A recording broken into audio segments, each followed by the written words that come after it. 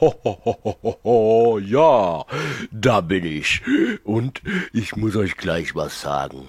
Ich habe mein Lagerfeuer gemacht in meinem Räuberversteck. Das ist mir das Allerliebste. Und am Lagerfeuer sing ich auch ein Lied. Passt mal auf, es geht ganz einfach so. Ich bin böse und gemein. Ich stehle manchmal ein halbes Schwein. In der ganzen Stadt bin ich bekannt und ein jeder hat vor mir Angst. Im dunklen Wald tu ich mich verstecken und nichts und niemand kann mich erschrecken. Doch am Lagerfeuer ein Ungeheuer, davor hab ich wirklich Angst. Am Lagerfeuer ein Ungeheuer und noch viel schlimmer als ein Gespenst. Doch Gespenster gibt es zum Glück nicht. Und auch ein Ungeheuer ist nicht in Sicht. Ganz allein geh ich durch den finsteren Wald. Na, das wäre doch gelacht.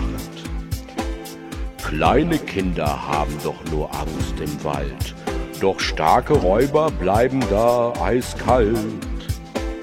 Der Räubertrick, das ist mein Ding, und an meinem Lagerfeuer tu ich singen.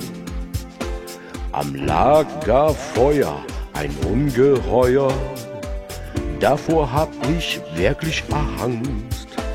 Am Lagerfeuer ein Ungeheuer ist noch viel schlimmer als ein Gespenst. Doch Gespenster gibt es zum Glück nicht. Und auch ein Ungeheuer ist nicht in Sicht.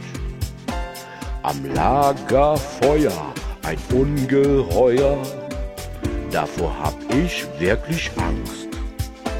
Am Lagerfeuer ein Ungeheuer ist noch viel schlimmer als ein Gespenst.